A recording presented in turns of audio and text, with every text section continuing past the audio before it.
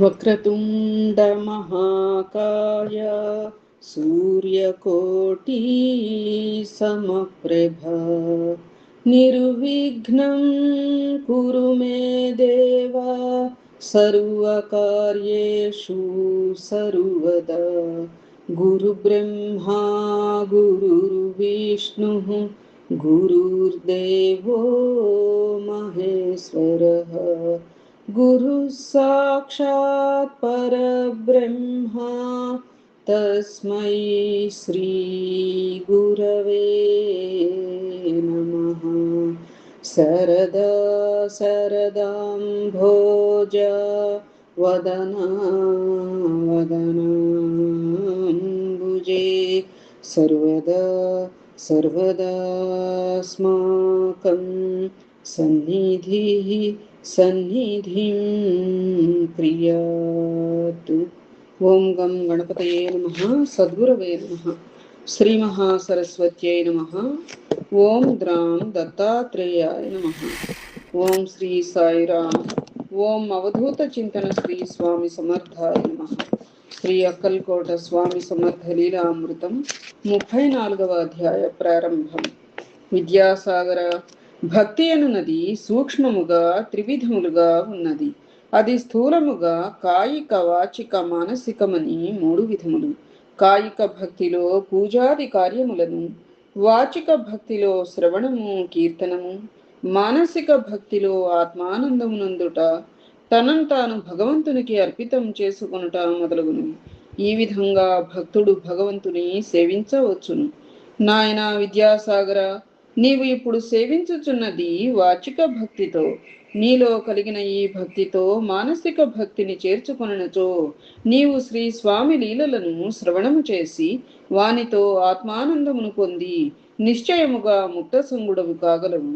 ప్రయత్నించి ఫలితం సాధించుము అని వానికి తిరిగి శ్రీ స్వామి లీలలను దర్శింపచేయసాగినారు.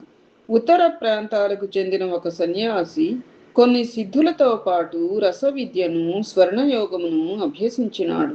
అతను దాని ద్వారా రోజుకు కొంత బంగారము, సుమారు 3 లేక 4 తులాలు తయారు చేసేవాడు. దానితో భోగభాగ్యములను అనుభవిస్తూ ఉండేవాడు. అంతేగాక అందరినీ చులకనగా చూస్తూ తానే ఒక గొప్ప మహిమగల యోగినని, మిగిలిన వారు స్వర్ణయోగం తెలియని వారు ఎవ్వరూ యోగులు కారని వాదించేవాడు. ఆయన సంచారం చేయుచు నాసికు వచ్చి అక్కడ ప్రసిద్ధిగాంచిన యోగి శ్రీ స్వామి సమర్థుల శిష్యుడు అయిన ఘోలప్ స్వామిని కలుసుకున్నాడు. ఈ సన్యాసి అక్కడ కూడా తన గొప్పలు చెప్పుకుని యోగినని చెప్పసాగినాడు. శ్రీ ఘోలప్ స్వామి సాధకుడు సిద్ధులను పొందవచ్చునని, అయితే వాని ద్వారా లౌకికమైన భోగములు, విషయవాసనలు పొందకూడదని, వాని ద్వారా సాధనా మార్గంలో ప్రతిబంధకం ఏర్పడునని, అందువలన సాధకుని లక్ష్యం నెరవేరదని గట్టిగా ఖండించినాడు. దానికి ఉగ్రులైన ఆ సన్యాసి ఘోలప్ను, అతడి శిష్యులను దూషించి చేయి చేసుకోబోయినాడు. వారందరూ మౌనంగా ఉండిపోయినారు. వారికి తగిన గుణపాఠం చెప్పాలని నిశ్చయించుకుని అవకాశం కొరకు ఎదురు చూడసాగినాడు. తత్వవేత్త శ్రీ స్వామి సమర్థుల శిష్యుడు అయిన శ్రీ వామనభువ బ్రహ్మచారి నాసిక్ వచ్చారు. వారు రాగానే శ్రీ ఘోలప్ స్వామి, శ్రీ స్వామి శిష్య బృందమంతా కలిసి తత్వ విచారణము అను తాత్విక చర్చను ఆ ఉత్తరాది సన్యాసికి శ్రీ వామనభువకు మధ్య ఏర్పాటు చేసినారు. శ్రీ వామనభువ చర్చను ప్రారంభించినారు. వారి శాస్త్ర పరిశీలనకు, అద్వైతానుభవమునకు ఆ సన్యాసి ఆశ్చర్యపడి ఆ వాదనలో నిలవలేక తన అజ్ఞానాన్ని కప్పిపుచ్చుకునేందుకు చర్చను రసవిద్య, ఇతర సిద్ధుల వైపు మరలించాడు.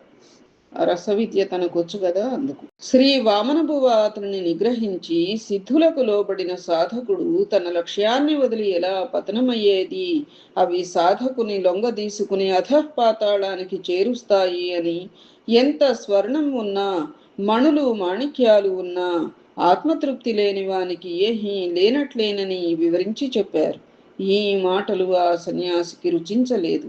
అతడు చాలా నిర్లక్ష్యంగా, మీ గురువెవరు అని ప్రశ్నించాడు. అందుకు వామనభువ, మా గురుదేవులు శ్రీ స్వామి సమర్థ కల్కోట మహారాజ్ వారు అని చెప్పగా, అతను మీ గురుదేవులు నాలా బంగారం చేయగల సమర్థులా అని అడిగాడు.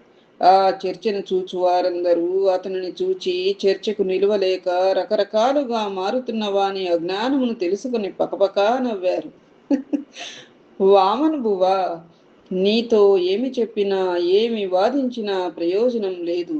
అందువలన నీకు మేలు జరగాలి అంటే తక్షణం శ్రీ స్వామి సమర్థులను దర్శించుకుని ఆయన ఆశీర్వాదం కొరకు వేడుకో అని చెప్పారు. ఆ సన్యాసి కోపంతో వెళ్ళిపోయినాడు. ఆ మరుసటి రోజు అతను బంగారం తయారు చేయు పూనుకున్నప్పుడు బంగారమునకు బదులుగా బొగ్గు వచ్చినది. అతను ఎన్నిసార్లు ప్రయత్నించినా ఫలితం లేకపోయింది. దానితో వామనబువ ఏమియో తంత్రములను తనపై ప్రయోగించినాడని, అందువలన తన విద్య ఫలితమును ఇయ్యలేదని కోపంతో వామనబువ దగ్గరకెళ్ళి నిందించి ఒక పెద్ద రాయిని తీసుకొని వామనబువపై విసిరినాడు. ఆ సమయంలో వామనబువ, ఘోలప్ స్వామి మొదలగు వారు శ్రీ అక్కల్కోట మహారాజ్ వారి నామ సంకీర్తనలో ఉన్నారు. వారు ఆ ఆనంద పారవస్యంలో ఈ సన్యాసి రాకను గుర్తించనే లేదు. కానీ చిత్రంగా ఆ రాయి తిరిగి వచ్చి ఆ సన్యాసికే తగిలింది. అతనికి తీవ్రమైన గాయం అయింది. దానితో అతను పెనుకేక పెట్టి స్పృహ కోల్పోయినాడు. వామనబువ, ఘోలప్ స్వామి మున్నగు వారు వైద్యం చేయగా అతనికి స్పృహ వచ్చింది. ఈ అద్భుత లీలను చూచి ఆ సన్యాసి తన తప్పును తెలుసుకొని పశ్చాత్తాపడి వామనబువ, ఘోలప్ స్వామి ఆయన శిష్య బృందానికి క్షమాపణలు చెప్పుకున్నాడు. వారు చెప్పినదంతా తన మేలు కొరకేనని గ్రహించినాడు. దీనితో అతని మనస్సులో పూర్తిగా పరివర్తన వచ్చింది. కంటనీరు పెట్టి శ్రీ వామన్బువాను, ఘోలప్ స్వామిని కౌగలించుకొనినాడు. శ్రీ స్వామి గొప్పతనమును అంగీకరించి వారి గురువు శ్రీ స్వామి సమర్థ అక్కల్కోట మహారాజ్ వారు చాలా గొప్ప మహానుభావుడని గ్రహించి ఆయనను దర్శనం చేసుకునవల్లని ఆ మరుసటి రోజున అక్కల్కోటకు బయలుదేరాడు. అక్కల్కోట చేరిన ఆ సమయంలో శ్రీ స్వామి సమర్థుల దర్బారులో నామ సంకీర్తనం జరుగుతున్నది. శ్రీ స్వామి ఒక మూల పిల్లవాడిలాగా ఆడుకొనుచున్నారు. సన్యాసి వారి దగ్గరకెళ్ళి భక్తితో పాదాభివందనం చేసినారు. శ్రీ స్వామి అతని కేసి చూసి, పనికి మాలిన వెధవ, అంత గర్వమా? వారి మీద రాయి విసురుతావా? బంగారం చేయబోతే బూడిద వచ్చింది కదూ, వెళ్ళి చావలేకపోయావా? నీకు స్వర్ణయోగం కావాలా? అయితే ఆ చెట్టుకేసి చూడు అని చూపించి శ్రీ స్వామి తన పొట్టను రెండు చేతులతో పట్టుకుని గట్టిగా నవ్వసాగారు. శ్రీ స్వామి చూపించిన ఒక వేప చెట్టు నిలువెల్లా బంగారమై ఉండడం చూచి ఆ సన్యాసి నివ్వెరపోయాడు. తన అహంకారం అణిగి శ్రీ స్వామిని క్షమించమని కోరి పాదాభివందనం చేశాడు. ఆ తరువాత అతను భక్తితోనూ విశ్వాసంతోనూ 5 రోజులు శ్రీ స్వామిని సేవించినాడు. అప్పుడు శ్రీ స్వామి వారిని ఆశీర్వదించి ఒక జింక చర్మము, కాషాయ వస్త్రము అతనికి ఇచ్చి మహురగఢ్ వెళ్ళి అక్కడ సంతోషముగా ఉండు అన్నారు. సన్యాసి వారి ఆజ్ఞను అనుసరించాడు. మాహూర్గఢ్ వెళ్ళి అక్కడ జీవించసాగినాడు. యోగిగా పేరుగాంచినాడు. విద్యాసాగర, ఈ సన్యాసి కథ యోగ సాధకులందరికీ ఒక హెచ్చరిక. ఆత్మ సాక్షాత్కారం అనే లక్ష్యాన్నించి సిద్ధులు, మహిమలు సాధకుణ్ణి తప్పుదారి పట్టించి అతని పతనానికి దారి తీస్తాయి. ఈ విషయమునే శ్రీ స్వామి సమర్థులు ఆ సన్యాసి వచ్చిన రోజు సాయంత్రం భక్తులకు వివరించారు. అక్కల్కోటలోనే జోషి అనే పండితుడు ఉండేవాడు. అతని ఇంట్లో నిత్యం సత్సంగం జరిగేది.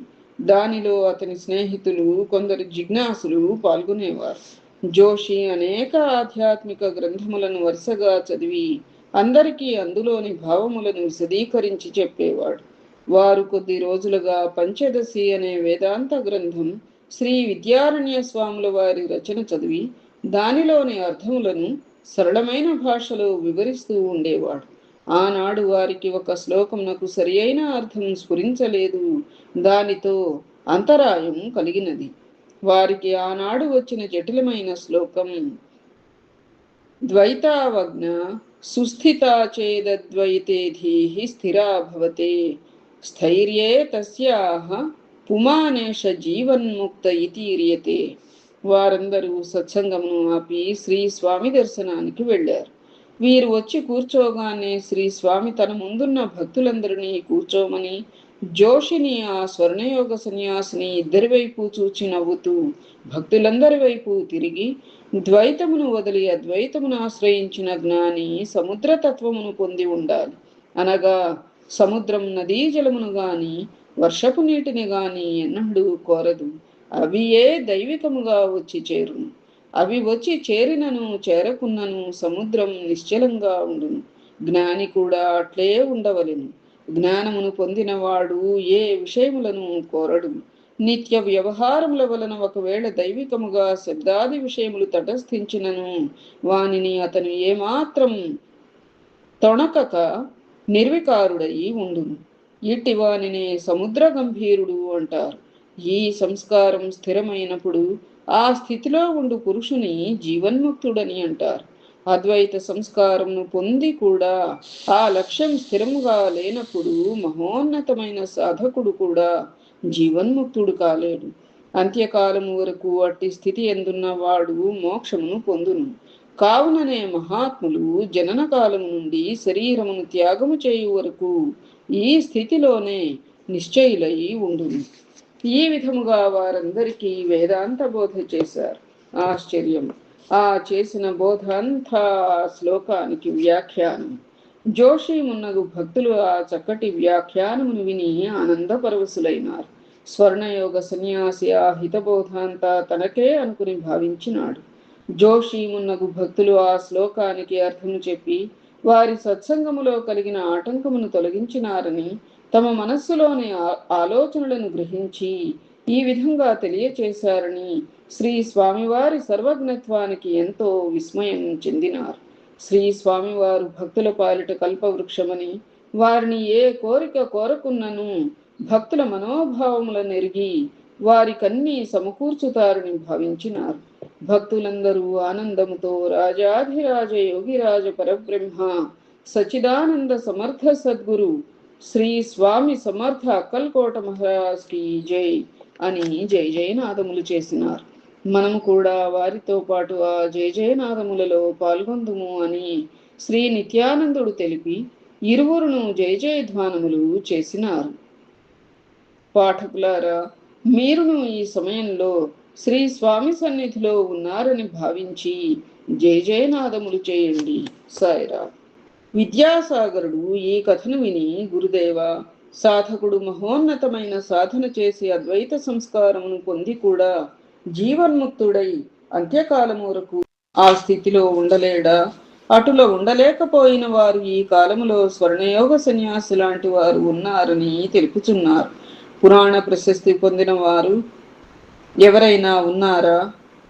అలాంటి వారి చరిత్రను తెలపండి అని ప్రార్థించను. అంతట నిత్యానందుడు మహదానందపడి, భళి విద్యాసాగర, చాలా చక్కని ప్రశ్న వేశావు. నీవు అడిగితే గుర్తుకు వస్తున్నది.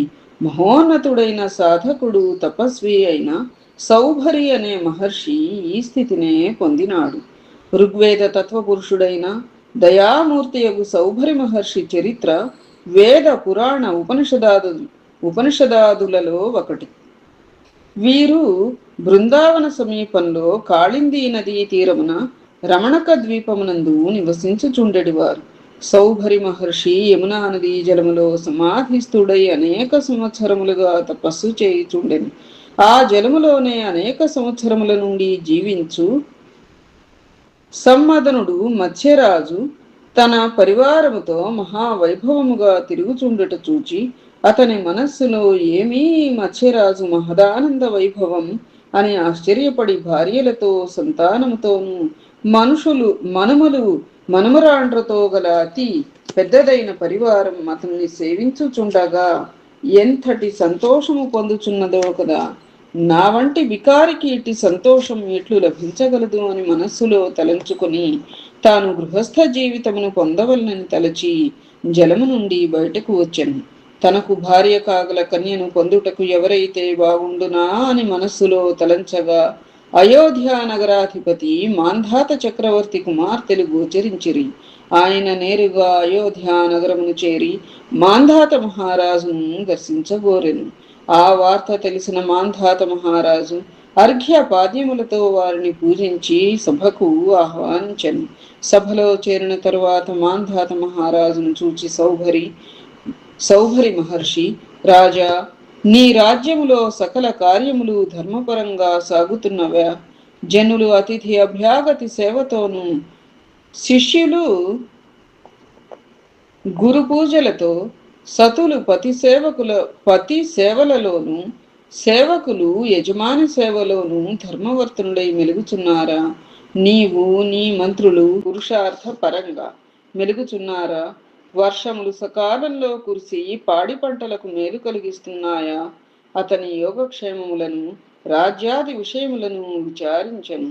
రాజు వారి పలుకులకు సంతోషించి వినయముతో, మీ వంటి తాపసుల ఆశీస్సుల వలన ఈ రాజ్యంలో అన్ని విధాల ధర్మపరులై ప్రజలు జీవించుచున్నారు. వర్షములు ప్రకృతి సరియైన విధమున అనుకూలముగా ఉండుట చేత పాడి పంటలు సమృద్ధిగా లభించుచున్నవి. నేను నా మంత్రులు ప్రతి క్షణం జాగరూకులమై ధర్మార్థ కామ మోక్షములను పొందుటకు ప్రయత్నించుచున్నాం. యజ్ఞయాగాదులతో, దేవతలను సేవాది కార్యములతో గురువులను సంతృప్తిపరచుచున్నాం. మహాత్మా, తాము అనేక సంవత్సరములుగా యమునా నదీ జనములో తపోనిష్ఠులై ఉన్నారని విన్నాం. అటువంటి తాము మా అదృష్టవశమున ఈ రాజ్యములో అడుగుడినారు. మీ దర్శనం చేత, మీ పాదస్పర్శ చేత మీ జీవితములు ధన్యములైనవి.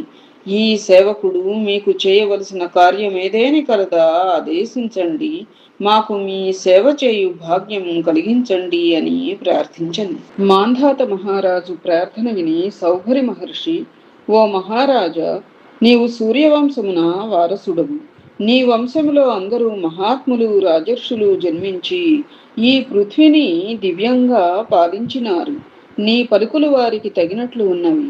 రాజా, నేను గృహస్థాశ్రమ ప్రవేశం చేయాలని నిర్ణయించుకున్నాను. అందుకు తగిన కన్యను నీ వద్ద నుండి పొందాలని వచ్చినాను గాన, నాకు తగిన కన్యను దానం చేసి నా ఇచ్ఛను పూర్తి చేయము అని పలికెను. అంతటా మాంధాత మహారాజు, మహాత్మా, మీరు మా రాజ్యములోని ఏ కన్యనైనా కోరుకోండి, తప్పక మీ కార్యమును నెరవేర్చగలవాడను అని వినయముగా పలికెను. అందులకు సౌభరి మహర్షి, రాజా, రాజ్యములోని కన్యలు ఏలా? నీకు 50 మంది కుమార్తెలు కలరని విన్నాను. వారిలో ఏ ఒక్కరినైనా నా గృహస్థ జీవితమునకు భాగస్వామినిగా చేయుము. నా వంటి వానికి ఉత్తమ రాజకన్యయే భార్య కాగలదు అని తెలిపెను. దానికి మాంధాత ఆశ్చర్యపడి, ఇటువంటి వయోవృద్ధునికి నా కుమార్తెలలో ఒకరిని ఇవ్వలేనని పలికినచో తాపసి కోపగించునేమో అనుకుని మనస్సులో విచారించి, తాపసోత్తమ, నిస్సంకోచంగా మా కుమార్తెలలో ఎవరైనా మీతో జీవనమునకు ఇష్టపడినచో తప్పక వారితో వివాహం జరపగలను అని తెలిపి వారిని అంతఃపురములోనికి తీసుకుని వెళ్ళను. సౌభరి మహర్షి రాజకన్యలు తన రూపమును చూచి వరించరేమోనని తలచి తన తపశ్శక్తి వలన వారికి తాను దివ్యమైన శృంగార పురుషునిగా కనిపించున్నట్లుగా చేసుకునెను. మాంధాత అంతఃపురములోనికి వెళ్ళి తన కుమార్తెలను పిలిచి మహర్షి సంకల్పం తెలిపి, మీలో ఎవరైనా ఇష్టపడినచో వారికి ఇవ్వగలను అని తెలిపెను. తండ్రి వాక్కులు విని వారు ఆ మహర్షిని చూచిరి. వారికి తపోబలము వలన ఆ మహర్షి అతి సుందరునిగా, మనోహరునిగా కనిపించెను. వారు ఆ సమ్మోహన రూపమును చూచినంతనే ఒక్కసారిగా అందరూ నేను వివాహం చేసుకుంటాను అని పలికినారు. మాంధాత ఆశ్చర్యముతో వికారమైన మహర్షి రూపమును చూచి తన బిడ్డలు మేము చేసుకోము అని అంటారనుకుంటే అందరూ అతనే చేసుకుంటాము అని అంటున్నారే, ఏం చేయగలం? ఇదంతా విధి సంకల్పం అని వారినందరినీ ఇచ్చి సౌభరి మహర్షికి అత్యంత వైభవముగా వివాహం జరిపించినాడు. సౌభరి భార్యలందరినీ వెంట పెట్టుకుని ప్రయాణమయ్యి యమునా నదీ తీరం చేరుకుని తన తపోబలంతో సుందరమైన నగరం సృష్టించినాడు. సేవకులను, పరివారమును సృష్టించినాడు. ఆ సుందర నగరంలో తన భార్యలతో క్రీడించసాగినాడు. కొలది కాలమునకు వారికి అనేక మంది సంతానం కలిగిరి. తిరిగి ఆ సంతానమునకు వివాహాలు కాగా వారికి సంతానములు కలిగిరి. సౌభరికి పుత్రులు, పుత్రికలు, పౌత్రులు, పౌత్రికలు అనేక మంది కలిగిరి. వారందరూ 5,000 మంది అయినారు. వారందరితో ఆనందముగా కాలం గడుపుచుండగా ఒకనాడు సౌభరికి మనస్సులో తత్వ విచారణ కలిగినది. హౌరా, నేనెట్టి పని చేసి తిని అని తలచి తత్వదృష్టి కలవాడై సంసార చక్రమును గూర్చి పరిపరి విధములుగా హృదయమున విచారించుచుండెను. సంసారమునందు మునిగి సర్వమును మరచి వ్యామోహమున పడుట ఆశ్చర్యమని, కోరికలకు సమాప్తి అనున్నది 10,000 సంవత్సరాలకైనా ఉండదు. ఒక కోరిక తీరగా మరి ఒక కోరిక పుట్టుచునే ఉండును. పిల్లలు పుట్టు వరకు గృహస్థాశ్రమంలో ఉండాలని అనుకుంటుని, కానీ పిల్లలు పుట్టిన పిదప వారు పెరిగి పెద్దవారగు వరకు ఉండాలనే కోరిక కలిగినది. అటు పిమ్మట వారికి కూడా వివాహం చేసి సంసారమును వదలవల్లని కోరుకుంటుని, కానీ వారి వివాహములైనప్పుడు వారి పిల్లలను కూడా చూడవల్లని కోరిక ఉదయించెను. వారు జన్మించిన పిదప వారి పిల్లలను కూడా చూడవలెననియు ఈ విధంగా నా మనస్సు కోరికతో నిండియే ఉన్నది గాని ఎన్నడును శాంతింపలేదు.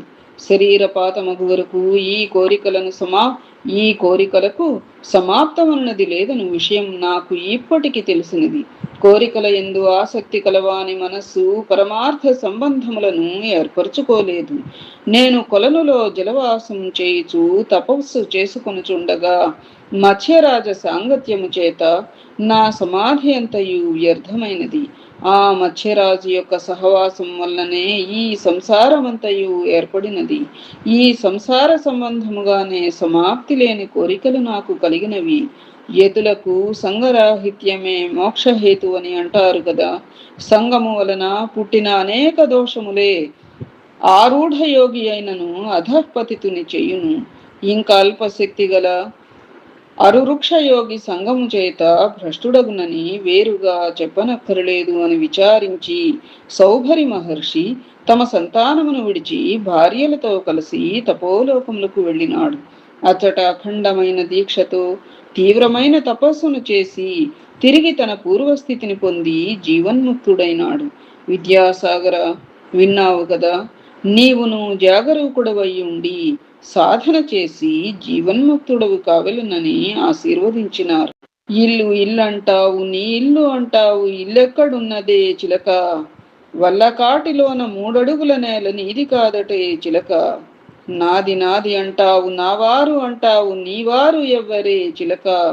వెళ్ళిపోయేనాడు వల్లకాటి వరకే నీవారి బంధాలు చిలక.